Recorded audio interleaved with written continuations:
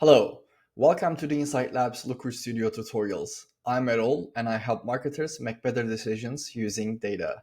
In this video, we will talk about how to make progress bars in Looker Studio, but more importantly, how to make decisions, data-informed decisions using them. So let's begin. As we can see in this table, in this dashboard, we have multiple metrics and progress bars already available. First, I would love to show you how to do them and then how to combine them to make decisions. So for example, we have this days so far. It's a calculated field that calculates how many days have passed in this month so far.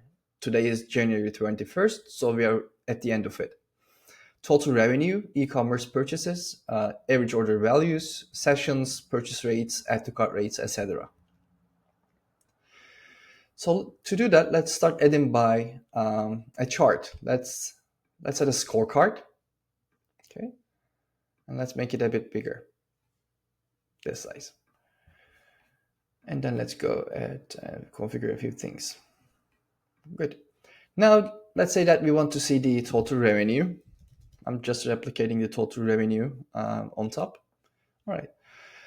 So creating these comparisons options is pretty straightforward and it's easy to do. In this section, you can see that other comparison options.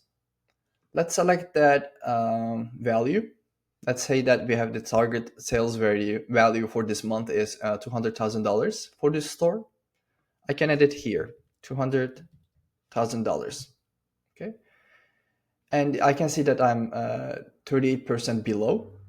And once I click on this progress, I will see that I have completed 62% of it. So this is in a nutshell how you can do it. There are multiple things that you can change, of course. For example, you can come to the styling section and you can change these colors. Show as green or show as, I don't know, pinkish. You can do these things. You can show absolute change, hide comparison, labels, etc. Or you can change how this progress visual looks. Bar looks suitable to me, therefore I call it progress bars, but you can make them progress circles as well. Okay, so this is that. All right, this is fancy to have, but what we can do with this? Once you add a few of them together, things are looking a bit more clearer to you. So you're a marketer, you want to make data-driven, data-informed decisions, right? And your goal is to do these numbers. Total revenue of that, e-commerce purchases of this. Now that you know that these are the metrics that you care, these are the KPIs, how can you play with them just like Legos to create a story that can inform your decisions? Thus, you can take actions and then you can validate your decisions in a moment. For example, if you look at this, we can see that we are above our target session count. So for example, let's say that hypothetically, if we have 50,000 sessions, if we convert them with 2%, then we will end up with 1,000 purchases. If we sell $200 on average, then we will end up with $200,000 total revenue. Okay, the session numbers is good, but conversion rate not so good. Let's say that our add to cart hypothetical goal is 5%. It could be 10, 7, whatever it might be for your case, is good, but not e-commerce purchases and average purchase revenues. So in a nutshell, it can indicate that we have sessions, but those sessions are not converting well, right? Maybe we are spending our money at spend in inefficient channels. We can analyze those channels and try to allocate our budget.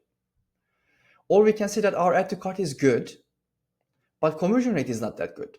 Maybe there's a friction between those steps. Maybe visitors add those products to the carts, but do not purchase them. Maybe there are some technical issues with tablet sessions or mobile sessions, or maybe there are some missing incentives. Maybe they do not trust our website, right? So those things can be extracted.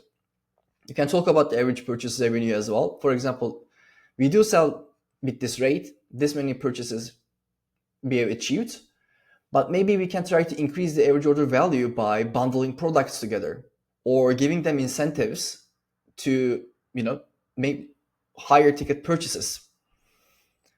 So total revenue will be the lagging indicator. In fact, once we play with those other 5 metrics, this will be the result of it. Okay, so I added some notes. What other decisions that we can take? Let's see if I missed any. Let's go over them once more. If you have high sessions but low revenue, we talked about it, it might indicate a traffic quality issue. If you have low conversion rate, then it's again a traffic sources thing. So go ahead and check your channels, source mediums, campaigns, all the details. We talk about the checkout step frictions. Average order value is low. Yes, we talk about it. Bundling products. Oh yeah, purchase low, right? Maybe those potential customers added those products to their carts. They checked out but didn't purchase. If you have their emails, we can send cart abandonment emails. Maybe we are not sending any. If you do send, maybe they're not converting well. Maybe we can test those emails. All right, the revenue is low. We can increase the ad spend to bring high quality visitors and reduce the lower conversion campaigns. All right, that's it for this video. If you like it, please like it. If you want to learn more about Looker Studio tutorials, consider subscribing to my channel. If you want to be improve yourself as a data-driven marketer, consider subscribing to my newsletter. And see you in the next video.